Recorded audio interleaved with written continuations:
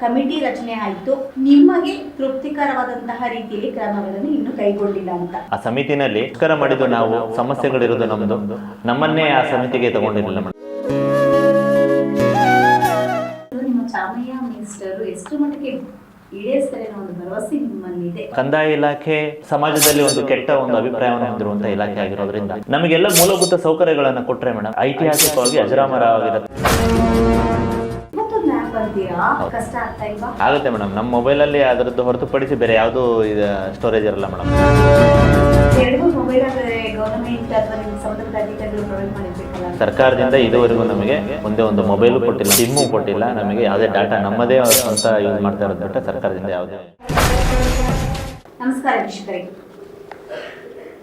ನಾವು ಕಳೆದ ಸಂಚಿಕೆಯಲ್ಲಷ್ಟೇ ಕರ್ನಾಟಕ ರಾಜ್ಯ ಗ್ರಾಮ ಆಡಳಿತಾಧಿಕಾರಿಗಳ ಕೇಂದ್ರ ಸಂಘದ ವತಿಯಿಂದ ಕೈಗೊಂಡಿರುವಂತಹ 2ನೇ ಹಂತದ ಮುಷ್ಕರದ ಬಗ್ಗೆ, ಬೇಡಿಕೆಗಳು, ಸಮಸ್ಯೆಗಳು, ಅವರಿಗೆ ಬೇಕಾಗಿರುವಂತಹ ಸವಲತ್ತುಗಳ ಬಗ್ಗೆ ಎಲ್ಲವನ್ನ ಕೂಡ ರಾಜ್ಯ ಪ್ರಧಾನ ಕಾರ್ಯದರ್ಶಿಗಳು ನಮಗೆ ತಿಳಿಸಿಕೊಟ್ರು. ಈಗ ನಮ್ಮ ಜೊತೆಗೆ ಈ ಮುಷ್ಕರದ ತೀವ್ರತೆ, ಸ್ವರೂಪ ಹೇಗಿರುತ್ತೆ, ಪ್ರಮುಖ ಬೇಡಿಕೆ ಏನಿದೆ, ಇದೇ ಸೋಮವಾರ ಫೆಬ್ರವರಿ 10ರಂದು 2ನೇ ಹಂತದ ಮುಷ್ಕರವನ್ನ ಕೈಗೊಂಡಿದ್ದಾರೆ ಗ್ರಾಮ ಆಡಳಿತಾಧಿಕಾರಿಗಳ ಕೇಂದ್ರ ಸಂಘದ ವತಿಯಿಂದ. ಹಾಗಾದ್ರೆ ಈ ಮುಷ್ಕರದ ತೀವ್ರತೆ ಹಾಗೂ ಬೇಡಿಕೆ, ಸವಲತ್ತುಗಳು ಯಾವ ಸ್ವರೂಪವನ್ನ ಪಡ್ಕೊಳ್ಳುತ್ತೆ, ಹೇಗಿರುತ್ತೆ, ಸೊ ವಾಟ್ ನೆಕ್ಸ್ಟ್? ಸೊ ಇಲ್ಲಿ ಅವರು ಆಲ್ರೆಡಿ ನಮ್ಗೆ ಕೊಟ್ಟಿದ್ದಾರೆ. ಕರ್ನಾಟಕ ರಾಜ್ಯ ಗ್ರಾಮ ಆಡಳಿತ ಅಧಿಕಾರಿಗಳ ಸಮಸ್ಯೆಗಳು ಮತ್ತು ಬೇಡಿಕೆಗಳ ಈಡೇರಿಕೆಗಾಗಿ ದಿನಾಂಕ 10/2/2025ರಿಂದ 2ನೇ ಹಂತದ ಅನಿರ್ದಿಷ್ಟಾವಧಿ ಮುಷ್ಕರಕ್ಕೆ ಕರೆ ನೀಡುತ್ತಿರುವ ಬಗ್ಗೆ. ಸೊ ಇದೆಲ್ಲದರ ಬಗ್ಗೆ ಮಾಹಿತಿಯನ್ನು ತಿಳಿಸ್ಕೊಡೋದಕ್ಕೆ ನಮ್ಮ ಜೊತೆಗಿದ್ದಾರೆ ರಾಜ್ಯಾಧ್ಯಕ್ಷರಾದಂತಹ ಯೋಗೇಶ್ ನಾಯ್ಕ್ ಅವರು. ಕಾರ್ಯಕ್ರಮಕ್ಕೆ ಸ್ವಾಗತ. Thank you madam. Yes sir, mention ಮಾಡಿಬಿಟ್ಟಿದ್ದೀರಾ ಅನಿರ್ದಿಷ್ಟಾವಧಿ ಮುಷ್ಕರಕ್ಕೆ ಕರೆ ಅಂತ. ಸೊ ಇನ್ನು ಇಂತಷ್ಟೇ ದಿನ ಅಂತ ಫಿಕ್ಸ್ ಆಗಿಲ್ಲ? ಇಲ್ಲ ಮೇಡಮ್, ಇಲ್ಲ. ಕಳೆದ ಬಾರಿ ಫಸ್ಟ್ ಇದರಲ್ಲಿ ನೀವು ಮಾಡಿದಾಗ ಒಂದು 8 ದಿನಗಳ ಕಾಲ ನೀವು ಮಾಡಿದ್ರಿ ಅಂತ ಕೇಳ್ಪಟ್ಟಿದ್ವಿ. ಸೊ ಕಮಿಟಿ ರಚನೆ ಆಯಿತು, ಆದರೆ ನಿಮಗೆ ತೃಪ್ತಿಕರವಾದಂತಹ ರೀತಿಯಲ್ಲಿ ಕ್ರಮಗಳನ್ನು ಇನ್ನು ಕೈಗೊಂಡಿಲ್ಲ ಅಂತ. ಫಸ್ಟ್ ನಾವು ಆಲ್ರೆಡಿ ನಿಮ್ಮ ಸಮಸ್ಯೆಗಳು ಏನಂತ ನಿಮಗೆ ಗೊತ್ತಿರೋದ್ರಿಂದ ಮೊದಲನೇದಾಗಿ ಕೇಳಲೇಬೇಕು ಯೋಗೇಶ್ ನಾಯ್ಕ್ ಅವರೇ. ಈಗ ಮೊಬೈಲಲ್ಲಿ 21ರಿಂದ 22 ಆ್ಯಪ್ಗಳಿದೆ, ಹೌದಲ್ವಾ? ಸೊ ಅಷ್ಟನ್ನ ಕೂಡ ಯೂಸೇಜ್ ಮಾಡಬೇಕು, ಡೌನ್ಲೋಡ್ ಮಾಡಬೇಕು, ಇನ್ಸ್ಟಾಲ್ಮೆಂಟ್ ಮಾಡಬೇಕು. ಇದರ ಒಂದು ಉಪಯೋಗ, ಯೂಸೇಜ್ ಎಲ್ಲಿ ಹೋಗ್ತಾ ಇದೆ? ಹಾಗಾದ್ರೆ 21 ಆ್ಯಪ್ ಅಂದರೆ ಅದು ಕಡಿಮೆ ಅಲ್ಲ, ಅಷ್ಟು ಸಮಯವನ್ನ ಅಲ್ಲಿ ಇನ್ವೆಸ್ಟ್ ಮಾಡಬೇಕು, ನಿಮ್ಮ ಪರಿಶ್ರಮ ಅಲ್ಲಿರುತ್ತೆ. ಸೊ ಆ ಆ್ಯಪ್ಗಳ ಒಂದು ಸವಲತ್ತು ಮತ್ತೆ ಯೂಸೇಜ್ ಎಲ್ಲೂ ಹೋಗ್ತಾ ಇದೆ? ಹಾಗಾದ್ರೆ ಯಾರು ಬೆನಿಫಿಷಿಯರ್ ಇದರಿಂದ? ಅದು ನಮಗೆ ಏನು ಆ ಥರದ ಮಾಹಿತಿ ಇಲ್ಲ ಮೇಡಮ್. ಆದರೆ ಸರ್ಕಾರದ ವತಿಯಿಂದ ನಮಗೆ ಏನು ಆ್ಯಪ್ಗಳನ್ನ ಕೊಡ್ತಾರೆ, ಡಿಸೈನ್ ಮಾಡಿ ಕೊಡ್ತಾರೆ, ಅದನ್ನು ನಾವು ಡೌನ್ಲೋಡ್ ಮಾಡಿಕೊಂಡು ಅದ್ರ ಮೂಲಕ ನಾವು ಕೆಲಸ ಮಾಡುವಂಥದ್ದನ್ನು ಮಾಡ್ತಾ ಇದ್ದೀವಿ ಮೇಡಮ್. ಹೌದು, ನಮಗೊಂದು ಈ ಥರದ್ದೊಂದು ಯಾವುದೋ ಒಂದು ಸರ್ಕ್ಯುಲರ್ ಮಾಡಿರ್ತಾರೆ ಮೇಡಮ್. ಅದ್ರ ಮೂಲಕ ಒಂದು ಆ್ಯಪ್ ಡಿಸೈನ್ ಮಾಡಿ ಕೊಟ್ಟಿರ್ತಾರೆ, ಅದನ್ನು ನಾವು ಇನ್ಸ್ಟಾಲ್ ಮಾಡಿಕೊಂಡು ನಮ್ಮದೇ ಮೊಬೈಲ್ನಲ್ಲಿ ಇನ್ಸ್ಟಾಲ್ ಮಾಡಿಕೊಂಡು ಅದನ್ನು ವರ್ಕ್ ಮಾಡುವಂಥದ್ದು. ಒಂದಲ್ಲ ಎರಡಲ್ಲ, ಸರಾಸರಿ 21. ಹೌದು ಮೇಡಮ್. ಕಷ್ಟ ಆಗ್ತಾ ಇಲ್ವಾ? ಆಗುತ್ತೆ ಮೇಡಮ್. ನಮ್ಮ ಮೊಬೈಲಲ್ಲಿ ಅದರದ್ದು ಹೊರತುಪಡಿಸಿ ಬೇರೆ ಯಾವುದೂ ಸ್ಟೋರೇಜ್ ಇರಲ್ಲ ಮೇಡಮ್. ಎಲ್ಲ ಮೊಬೈಲ್ ಸಾಮಾನ್ಯವಾಗಿ ರಾಜ್ಯಾದ್ಯಂತ ಏನು ಯೂಸ್ ಮಾಡ್ತಾ ಇದೀವಲ್ಲ, ಅಷ್ಟು ಮೊಬೈಲ್ಗಳು ಕೂಡ ಹ್ಯಾಂಗ್ ಆಗಿರ್ತಾವೆ ನಮ್ಮ ಯಾಕಂತಂದ್ರೆ. 2 ಮೊಬೈಲ್ ಆದರೆ ಗವರ್ನಮೆಂಟ್ ಅಥವಾ ನಿಮಗೆ ಸಂಬಂಧಪಟ್ಟ ಅಧಿಕಾರಿಗಳು ಪ್ರೊವೈಡ್ ಮಾಡಿರ್ಬೇಕಲ್ಲ? ಇಲ್ಲ ಮೇಡಮ್, ಇಲ್ಲ. ಸರ್ಕಾರದಿಂದ ಇದುವರೆಗೂ ನಮಗೆ ಒಂದೇ ಒಂದು ಮೊಬೈಲು ಕೊಟ್ಟಿಲ್ಲ ಮೇಡಮ್, ಸಿಮ್ಮು ಕೊಟ್ಟಿಲ್ಲ, ನಮಗೆ ಯಾವುದೇ ಡಾಟಾ ನಮ್ಮದೇ ಸ್ವಂತ ಯೂಸ್ ಮಾಡ್ತಾ ಇರೋದು ಬಿಟ್ಟರೆ ಸರ್ಕಾರದಿಂದ ಯಾವುದೇ ಸೌಲಭ್ಯನ ಕೊಟ್ಟಿಲ್ಲ ಈ ವಿಚಾರದಲ್ಲಿ. ಹೌದು ಮೇಡಮ್. ಸೊ ನೀವು ಹೇಳಿದಾಗೆ, ಸೊ ಆ ಇಂಟರ್ನೆಟ್ ಸ್ಪೀಡ್ ಎಷ್ಟು ಕನ್ಸ್ಯೂಮ್ ಆಗುತ್ತೆ ಅಷ್ಟಕ್ಕೆ ನಿಮಗೆ ಡೇಟಾ ಪ್ಯಾಕೇಜ್ ಬೇಕು. ಮೊಬೈಲ್ ಅಟ್ಲೀಸ್ಟ್ ನಿಮಗೆ ಪರ್ಸನಲ್, ನಿಮ್ಮದು ವೈಯಕ್ತಿಕ ಜೀವನ ಅಂತ ಒಂದಿರುತ್ತೆ. ನಿಮ್ಮ ಪ್ರೊಫೆಷನಲ್ ಲೈಫ್ಗೆ ನೀವು ಬಳಸುವಂಥ ಮೊಬೈಲ್ ನೀವು ಅದ್ರಲ್ಲಿ ಬಳಸೋಕ್ಕಾಗಲ್ಲ ಅಂದ್ಕೊಳ್ತೀನಿ. ಯಾಕಂದರೆ ನಿಮ್ಮದು ಅಂತಿಮ ಕೆಲಸ ಇಲ್ಲ, ಎಲ್ಲವನ್ನೂ ಮೊಬೈಲಲ್ಲೇ ನೀವು ಮಾಡ್ಕೊಡ್ಬೇಕು ಅನ್ನೋದಾದರೆ. ಸೊ ಸರ್ಕಾರದ ವತಿಯಿಂದ ನಿಮ್ಗೆ ಇನ್ನೊಂದು ಮೊಬೈಲ್ ಮತ್ತು ಡೇಟಾ ಪ್ಯಾಕೇಜ್ ಅದಕ್ಕೆ ಬೇಕಾದಂತಹ ಒಂದು ಭತ್ಯೆಗಳನ್ನು ನಿಮಗೆ ಒದಗಿಸ್ತಾ ಇಲ್ವಾ ಹಾಗಾದರೆ? ಇಲ್ಲ ಮೇಡಮ್, ನಾವು ಅದೇ ಉದ್ದೇಶಕ್ಕೆ ನಾವು ಕಳೆದ 4 ತಿಂಗಳ ಹಿಂದೆ 8 ದಿನಗಳ ಕಾಲ ಅನಿರ್ದಿಷ್ಟಾವಧಿ ಮುಷ್ಕರವನ್ನು ಕೈಗೊಂಡಿದ್ವಿ.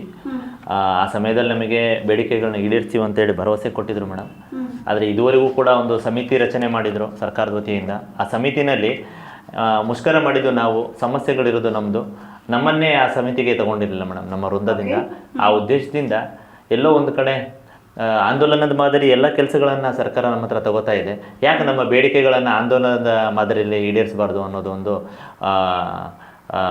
ಒಂದು ಖಿನ್ನತೆ ಕಾಡ್ತಾ ಇತ್ತು ನಮಗೂ ಕೂಡ. ಈ ನಿಟ್ಟಲ್ಲಿ ಈಗಿರುವಂತಹ ಕೆಲಸದ ಒತ್ತಡಗಳು ನಮ್ಮ ಮುಷ್ಕರದ ನಂತರ ಮತ್ತೆ ದುಪ್ಪಟ್ಟಾಗಿದ್ದ ಆದ ಕಾರಣ ನಮ್ಮ ಬೇಡಿಕೆಗಳು ಈಡೇರುವುದು ಅಷ್ಟು ಸುಲಭದ ಮಾತಲ್ಲ ಅಂತ ಹೇಳಿ ನಾವು ಮತ್ತೆ 2ನೇ ಹಂತದ ಮುಷ್ಕರಕ್ಕೆ ಕರೆ ಕೊಟ್ಟಿವಿ ಮೇಡಮ್. ಓಕೆ, ಅಂದ್ರೆ ಏನು ಸಮಸ್ಯೆ ಆಗ್ತಾ ಇದೆ? ಯಾಕಂದ್ರೆ ಒಂದು ಕೆಲಸದ ಒತ್ತಡ ಜಾಸ್ತಿ ಆಗ್ತಾ ಇದೆಯಾ, ಅಥವಾ ಎಲ್ಲೋ ಒಂದು ಕಡೆ ಲ್ಯಾಕ್ ಆಫ್ ಫೆಸಿಲಿಟೀಸ್, ನಿಮಗೆ ಸವಲತ್ತುಗಳ ಕೊರತೆ ಎದ್ದು ಕಾಣಿಸ್ತಾ ಇದೆಯಾ?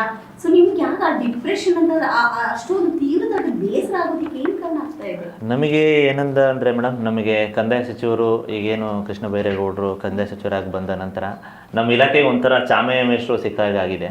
ಓಕೆ, ಒಂದು ಪಾರದರ್ಶಕ ಆಡಳಿತ ಕಂದಾಯ ಇಲಾಖೆಯಲ್ಲಿ ನೋಡಬೇಕು. ಸಾರ್ವಜನಿಕರಿಗೆ ಎಲ್ಲ ಸೌಕರ್ಯಗಳು, ಸರ್ಕಾರದ ಸೌಕರ್ಯಗಳು ಟ್ರಾನ್ಸ್ಪರೆನ್ಸಿಯಾಗಿ ತಲುಪಬೇಕು ಅನ್ನೋದು ಅವ್ರದ್ದು ಯೋಚನೆಗಳು ತುಂಬ ಡೀಪಾಗಿದ್ದಾವೆ ಮೇಡಮ್. ತುಂಬ ಅಪ್ರಿಷಿಯೇಷನ್ ಮಾಡುವಂಥದ್ದೇ ಇದ್ದಾವೆಲ್ಲವು. ಆದರೆ ಅವನ್ನೆಲ್ಲ ಅನುಷ್ಠಾನಗೊಳಿಸುವ ನಿಟ್ಟಿನಲ್ಲಿ ನಮಗೆ ಯುದ್ಧಕ್ಕೆ ರೆಡಿಯಾಗಿ ಯುದ್ಧ ಮಾಡಿ ಗೆದ್ಕೊಬರ್ರಿ ಅನ್ನೋ ಮಟ್ಟಕ್ಕೆ ಆಗ್ಬಿಟ್ಟಿದೆ ಮೇಡಮ್, ಯಾವುದೇ ರೀತಿಯ ಪರಿಕರಗಳನ್ನು ಕೊಡದೆ. ಹಾಗಾಗಿ ಹೌದು, ಅವ್ರ ಯೋಜನೆಗಳನ್ನು ಏನು ನಮಗೆ ಯಾರಿಗೂ ಸಮಸ್ಯೆ ಆಗದೇ ಇರುವಂಥ ಎಲ್ಲ ಯೋಜನೆಗಳನ್ನು ಅನುಷ್ಠಾನಕ್ಕೆ ತರಲಿಕ್ಕೆ ನಾವು ರೆಡಿ ಇದ್ದೀವಿ ಮೇಡಮ್. ಈಗ ಆಲ್ರೆಡಿ ಅವರ ಯೋಜನೆಗಳನ್ನು ಎಲ್ಲವನ್ನು ನಾವು ಮೋರ್ ದೆನ್ 90% ಇಂಪ್ಲಿಮೆಂಟೇಷನ್ ಮಾಡಿದ್ದೀವಿ ನಾವು ಕೂಡ. ಆದರೆ ನಮಗೆ ಯಾವುದೇ ರೀತಿ ಫೆಸಿಲಿಟೀಸ್ ಕೊಡ್ತಾ ಇಲ್ಲ ಮೇಡಮ್. ಈ ನಿಟ್ಟಲ್ಲಿ ಎಲ್ಲೋ ಒಂದು ಕಡೆ ಕಂದಾಯ ಇಲಾಖೆ ಒಂದು ಸಮಾಜದಲ್ಲಿ ಒಂದು ಕೆಟ್ಟ ಒಂದು ಅಭಿಪ್ರಾಯವನ್ನು ಹೊಂದಿರುವಂಥ ಇಲಾಖೆ ಆಗಿರೋದ್ರಿಂದ ಇವರ ಮೂಲಕ, ಈ ಕಂದಾಯ ಸಚಿವರ ಮೂಲಕನೇ ಒಂದು ರಿನೋವೇಷನ್ ಆಗಲಿ, ಒಂದು ಒಳ್ಳೆಯ ಒಂದು ಹೆಸರು ಬರಲಿ ನಮ್ಮ ಇಲಾಖೆಗೂ ಕೂಡ. ನಮಗೆಲ್ಲ ಮೂಲಭೂತ ಸೌಕರ್ಯಗಳನ್ನು ಕೊಟ್ಟರೆ ಮೇಡಮ್, ಖಂಡಿತವಾಗಲೂ ಕಂದಾಯ ಇಲಾಖೆಯ ಹೆಸರು ಐತಿಹಾಸಿಕವಾಗಿ ಅಜರಾಮರವಾಗಿರುತ್ತೆ ನಮ್ಮ ಕಂದಾಯ ಸಚಿವರ ನೇತೃತ್ವದಲ್ಲಿ ಅಂತೇಳಿ ನಮ್ಮದು ಅಭಿಪ್ರಾಯ ಇದೆ ಮೇಡಮ್. ಓಕೆ, ಸೊ ಆ ನಿಟ್ಟಿನಲ್ಲಿ ನಿಮ್ಮ ಬೇಡಿಕೆಗಳೇನು ತುಂಬ ವಿಸ್ತರಣೆ ಅಂತ ಏನು ಅನಿಸ್ತಾ ಇಲ್ಲ. ಓಕೆ, ತುಂಬ ಅತಿ ಕಡಿಮೆ ಆಗಿದೆ ಅಂತ ನಾನು ಭಾವಿಸ್ತೀನಿ. ಆದರೆ ಈ ಸಮಸ್ಯೆಗಳು ನಿಮ್ಮ ಚಾಮಯ್ಯ ಮೇಸ್ಟರು ಎಷ್ಟು ಮಟ್ಟಿಗೆ ಈಡೇರಿಸ್ತಾರೆ ಅನ್ನೋ ಒಂದು ಭರವಸೆ ನಿಮ್ಮಲ್ಲಿದೆ ಇವಾಗ? ಯಾಕಂದರೆ ಬಿಕಾಸ್ ನೀವು 2ನೇ ಹಂತಕ್ಕೆ ಹೋಗ್ಬಿಟ್ಟಿದ್ರೆ ವೆರಿ ಶಾರ್ಟ್ ಟೈಮಲ್ಲಿ, ಅದನ್ನು 4 ತಿಂಗಳ ಅವಧಿಗೆ ಹೋಗ್ತಾ ಇದ್ದೀರಾ. ಹೌದು ಮೇಡಮ್, ಹೌದು. ಅದು ಏನಾಗುತ್ತೆ ಅಂದರೆ ಮೇಡಮ್, ನಾವು ಆಂದೋಲನದ ಮಾದರಿ ಕೆಲಸಗಳನ್ನ ಮಾಡ್ತಾ ಇದ್ದೀವಿ. ಮೊನ್ನೆ ಸಚಿವರ ಏನು ಕನಸುಗಳಿದಾವೆ ಅದರಂತೆ ನಾವು, ಅವ್ರ ಕನಸುಗಳಂದರೆ ಸಾರ್ವಜನಿಕ ಸೇವೆ ಉತ್ತಮ ಮಟ್ಟದಲ್ಲಿ ಆಗಬೇಕು ಅನ್ನೋದೇ. ಅದರಂತೆ ನಾವು ಆಂದೋಲನದ ಮಾದರಿ ಕೆಲಸಗಳನ್ನ ಮಾಡ್ತಾ ಇದ್ದೀವಿ ಮೇಡಮ್. ನಮ್ಮ ಬೇಡಿಕೆಗಳು ಕೂಡ ಆಂದೋಲನದ ಮಾದರಿನೇ ನಮಗೆ ಮಾಡಿಕೊಡ್ಲಿ ಅನ್ನೋದು ಉದ್ದೇಶ ಅಷ್ಟೇ ಮೇಡಮ್ ನಮಗೆ. ಹಾಗಾಗಿ ನಾವು 2ನೇ ಹಂತದ ಮುಷ್ಕರಕ್ಕೆ ಕರೆ ಕೊಟ್ಟಿದ್ದೀವಿ ಮೇಡಮ್. ಇದರಲ್ಲಿ ಏನು 22 ಬೇಡಿಕೆಗಳು ಏನಿದಾವೆ ಮೇಡಮ್, ಇಷ್ಟರಲ್ಲೂ ಕೂಡ ನಮಗೆ ತಕ್ಷಣದಲ್ಲೇ ಆಗುವಂಥ ಬೇಡಿಕೆಗಳು ಮೋರ್ ದೆನ್ 70% ಇದೆ ಮೇಡಮ್.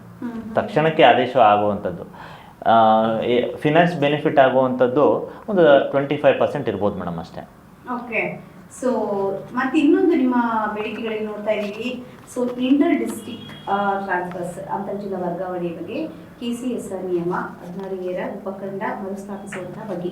ಸೊ ಯಾಕೆ ಈ ಒಂದು ಸಮಸ್ಯೆ ಇದೆ ಅಂತ ಕೇಳ್ಬೋದು ಮೇಡಮ್. ಸರ್ಕಾರ ಕಳೆದ 3-4 ವರ್ಷದಿಂದನೂ ಕೂಡ ಕಂದಾಯ ಇಲಾಖೆಯಲ್ಲಿ ಏನಾಗಿದೆ ಅಂದರೆ ವರ್ಗಾವಣೆ ಮತ್ತು ಪದೋನ್ನತಿ ಎರಡರಲ್ಲೂ ವಂಚಿತರಾಗ್ಬಿಟ್ಟಿದ್ದೀವಿ ನಾವು. ಈ ನಿಟ್ಟಲ್ಲಿ ಒಂದೇ ಒಂದು ವರ್ಗಾವಣೆ ಇಲ್ಲ. ಮೊದಲು ಈಗ ಪ್ರತಿಯೊಬ್ಬ ಈಗ 3-4 ವರ್ಷದಿಂದ ನಮ್ಮಲ್ಲಿ ಯಾವುದೇ ಪದೋನ್ನತಿ ಇಲ್ಲ ಮೇಡಮ್. ನೀವು ಎಷ್ಟಾದ್ರೂ ಕೆಲಸ ಮಾಡಿ ಪದೋನ್ನತಿ ಇಲ್ಲ ನೀವು ಜಸ್ಟಿಫಿಕೇಶನ್ ಕೊಡಿ ನಿಮ್ಮ ಕೆಲಸಕ್ಕೆ, ಅದಕ್ಕೆ ತಕ್ಕಂತೆ ಇದು ನಮ್ಮ ವೃಂದದಲ್ಲಿ ಇಲ್ಲ ಮೇಡಮ್. ಎಲ್ಲರಿಗೂ ಇದೆ, ನಮ್ಮ ಮೇಲ್ಪಟ್ಟವರಿಗೆ ಎಲ್ಲರಿಗೂ ನಿರಂತರವಾಗಿ ಇದೆ. ನಿಮ್ಮ ಅಲ್ಲೇ ಸ್ಟಾಗ್ನೆಂಟ್ ವಾಟರ್ ತರ ನಿಂತಿದೆ ಮೇಡಮ್. ನಮ್ಮಲ್ಲಿ ಏನಾಗಿದೆ ಅಂದರೆ ಸರ್ಕಾರ ಒಂದು C&R ಅಮೆಂಡ್ಮೆಂಟ್ ಆಗಿ C&R ಅಮೆಂಡ್ಮೆಂಟ್ ಮಾಡಿದೆ ಮೇಡಮ್. ಅದು ಕೋರ್ಟಲ್ಲಿ ಪೆಂಡಿಂಗ್ ಇದೆ. ಕೋರ್ಟ್ ನ್ಯಾಯಾಲಯದ ಅಂತಿಮ ಆದೇಶಕ್ಕೆ ಒಳಪಟ್ಟು ನಮಗೆ ಒಂದು ಪದೋನ್ನತಿ ಕೊಡಿ ಅಂತ ಹೇಳಿ ನಾವು ಮನವಿ ಮಾಡಿದ್ದೀವಿ ಮೇಡಮ್ ಸರ್ಕಾರಕ್ಕೆ. ಇದ್ರ ಬಗ್ಗೆ ಬರೀ ಚರ್ಚೆಗಳೇ ನಡೆದಿದೆ ವಿನ ಅದಕ್ಕೆ ಒಂದು ಫಲಪ್ರದಾಯಕವಾದ ಒಂದು ಯಾವುದೇ ರೀತಿಯ ಒಂದು ತೀರ್ಮಾನಗಳಾಗಿಲ್ಲ. ಹಾಗಾಗಿ ನಮ್ಮಲ್ಲಿ ಈ ಪದೋನ್ನತಿ ಸಬ್ಜೆಕ್ಟನ್ನು ಬಿಟ್ಟರೆ ವರ್ಗಾವಣೆಗೆ ಸಂಬಂಧಪಟ್ಟಂತೆ 16A ಉಪಖಂಡ 2 ಹಿಂಪಡೆದಿರೋದ್ರಿಂದ ಮೇಡಮ್, ಖಂಡಿತವಾಗಲೂ ರಾಜ್ಯಾದ್ಯಂತ ಎಲ್ಲ ಸರ್ಕಾರಿ ನೌಕರರಿಗೆ ಏನಾಗಿದೆ, ಅದು ಯಾವ ಕಾರಣಕ್ಕೆ ಹಿಂಪಡೆದ್ರು ಏನೋ ಗೊತ್ತಿಲ್ಲ ಮೇಡಮ್. ಕೆಲವೊಂದು ಭಾಗಗಳಲ್ಲಿ, ಕೆಲವೊಂದು ಜಿಲ್ಲೆಗಳಲ್ಲಿ ಸರ್ಕಾರಿ ನೌಕರರು ಕಡಿಮೆ ಇರ್ತಾರೆ, ಅಲ್ಲಿ ಹೋಗಿ ನೇಮಕ ಆಗ್ತಾರೆ. 5 ವರ್ಷ ಸೇವೆ ಬಿಟ್ಟು ಅವ್ರವ್ರ ಸ್ವಂತ ಸ್ಥಳಗಳಿಗೆ ಹೋಗೋದ್ರಿಂದ ಮತ್ತೆ ಅಲ್ಲಿ ಆಡಳಿತ ವ್ಯವಸ್ಥೆಯಲ್ಲಿ ಅಸ್ತವ್ಯಸ್ತ ಆಗುತ್ತೆ ಅನ್ನೋ ಒಂದು ಸರ್ಕಾರದ ನಿಲುವಿತ್ತು ಮೇಡಮ್ ಆ ಕ್ಷಣಗಳಲ್ಲಿ, ಆ ಸಮಯದಲ್ಲಿ. ಈಗ ಆ ಥರ ಏನೂ ಇಲ್ಲ ಮೇಡಮ್. ಇಮಿಡಿಯೇಟ್ ರಿಕ್ರೂಟ್ಮೆಂಟ್ಸ್ನ ಮಾಡ್ತಾ ಇದ್ದಾರೆ, ಫುಲ್ಫಿಲ್ ಮಾಡ್ತಾ ಇದ್ದಾರೆ ಎಲ್ಲ ಪ್ಲೇಸ್ಗಳನ್ನು. ಹಾಗಾಗಿ ಅದನ್ನು ಉಪಖಂಡ 2 ವಾಪಸ್ ತಗೊಂಡಿರೋದ್ರಿಂದ ಅಂತರ್ಜಿಲ್ಲಾ ವರ್ಗಾವಣೆ ನಮ್ಮಲ್ಲಿ ಯಾರಿಗೂ ಇಲ್ಲ ಮೇಡಮ್. ಇದುವರೆಗೂ ಕೂಡ ಪ್ರತಿಯೊಬ್ಬರಿಗೂ ಕೂಡ ವೈಯಕ್ತಿಕ ಸಮಸ್ಯೆಗಳಿರುತ್ತೆ ಮೇಡಮ್. ನಾವು ಇದರಲ್ಲಿ ತೋರಿಸಿದ್ದೀವಿ ಮೇಡಮ್, ಕೌಟುಂಬಿಕ ಸಮಸ್ಯೆ ಆಗಲಿ. ಪಾಯಿಂಟ್ ಈಗ ನೀವು ಆಧಾರ್ ಸೀಡಿಂಗ್ ಎಲ್ಲ ಇದು ಮಾಡಿರೋ ಟೈಮಲ್ಲಿ ಸೊ ಅಲ್ಲಿ ನಿಮಗೆ ಯಾವುದೇ ಸ್ಪಂದನೆ ನಿಮಗೆ ಸಿಕ್ತು, ಏನು ಸಮಸ್ಯೆಗಳಲ್ಲಿ ತಲೆದೋರಿಲ್ವಾ, ಹೇಗೆ ಮೇಡಮ್ ಸಕ್ಸಸ್ಫುಲ್ ಆಯ್ತಾ ಅದು? ಈಗ ಏನಾಗಿದೆ ಅಂತ ಅಂದರೆ ಮೇಡಮ್, ಆಧಾರ್ ಸೀಡ್ ಸಮಯದಲ್ಲಿ ನಮಗೆ ಏನಿದೆ, ನಮ್ಮ ರೈತರ ಜೊತೆ ಒಡನಾಟ ಇಟ್ಕೊಂಡು ಕೆಲಸ ಮಾಡ್ತಾ ಇರೋದ್ರಿಂದ ಗ್ರಾಮೀಣ ಪ್ರದೇಶದಲ್ಲಿರುವಂಥ ರೈತರದ್ದು ಎಲ್ಲರದ್ದು ನಾವು ಕೆಲಸ ಮಾಡಿದ್ದೀವಿ ಮೇಡಮ್, ಆಧಾರ್ ಸೀಡ್ ಮಾಡಿದ್ದೀವಿ. ಏನಾಗುತ್ತೆ ಅಂತ ಅಂದರೆ ಹೈಯೆಸ್ಟು ಏನು ರೈತರು ಕೃಷಿಯನ್ನು ಅವಲಂಬಿಸಿರೋರೆಲ್ಲರೂ ನಮಗೆ ಸಹಕಾರ ಕೊಟ್ಟಿದ್ದಾರೆ.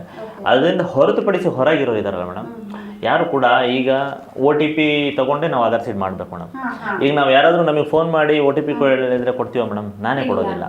ಈ ನಿಟ್ಟಲ್ಲಿ ಇಲ್ಲಿ ಕಾನೂನಿನ ತೊಡಕಿರೋದ್ರಿಂದ ಸುಮಾರು ಜನ ನಾವು ಏನು ರೈತರಿಂದ ಅನ್ನೋದಕ್ಕಿಂತ ಪಹಣಿ ಹೋಲ್ಡರ್ಸಿಂದ, ವಾರಸುದಾರರಿಂದ, ಅವರಿಂದ ನಾವು ಬಯಸ್ಕೊಂಡಿದ್ದೀವಿ.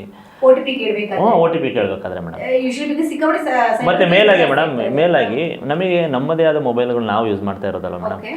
ಅದರಲ್ಲಿ ಈಗ ಮೊಬೈಲ್ ಸ್ಪೀಡ್ ಯಾವ ರೀತಿ ಇರುತ್ತೆ ನಿಮಗೂ ಗೊತ್ತು ಮೇಡಮ್.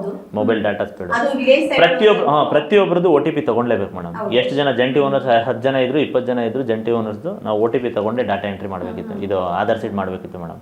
ಹಾಗಾಗಿ ಒಬ್ರದ್ದು ಪೆಂಡಿಂಗ್ ಆದರೂ ಆ ಸರ್ವೆ ನಂಬರ್ ಪೆಂಡಿಂಗ್ ಆಗೋ ರೀತಿಯಲ್ಲಿ ಆಧಾರ್ ಸೀಡ್ ಇತ್ತು. ನಮಗೆ ರೈತರ ಭಾಗವಹಿಸಿಕೆ ಇದರಲ್ಲಿ ಇರಲಿಲ್ಲ ಮೇಡಮ್. ಆದರೂ ಕೂಡ ಸರ್ಕಾರದ ಒಂದು ಯೋಜನೆ ಇದು, ಇದನ್ನು ನಾವು ಅನುಷ್ಠಾನ ಮಾಡಬೇಕು ಅಂತ ಹಗಲು ರಾತ್ರಿ ನಮ್ಮವ್ರು ಬೆಳಗ್ಗೆ 6:30 7 ಗಂಟೆಗೆ ಹೋದರೆ ರಾತ್ರಿ 8-8ವರೆಗೆ ಮನೆ ವಾಪಸ್ ಹೋಗೋರು ಮೇಡಮ್. ಅಷ್ಟು ಕೆಲಸ ಮಾಡಿದ್ದಾರೆ ಆ ಟೈಮಲ್ಲಿ. ಇದೇನಾಗಿದೆ ಅಂದರೆ ಈ ದಿನದವರೆಗೂ ಕೂಡ ಅದರ ಒತ್ತಡ ಹೆಚ್ಚಾಗಿದೆ ಮೇಡಮ್.